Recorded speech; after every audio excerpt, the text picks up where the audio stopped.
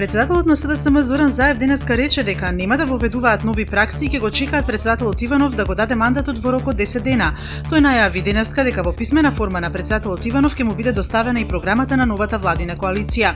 Во денешната презентација на програмата тој најави специјално оделение на судот за случаите на СЈО и рече дека ќе работи на унапредување на законот за јазиците.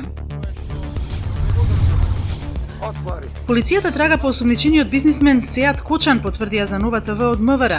Во Министерството за внатрешни работи попладнево пристигнало барањето за притворање од кривичниот суд и се постапува по него. За потерницата е известена и полицијата на граничните премини во случај ако се обиде да ја напушти државата.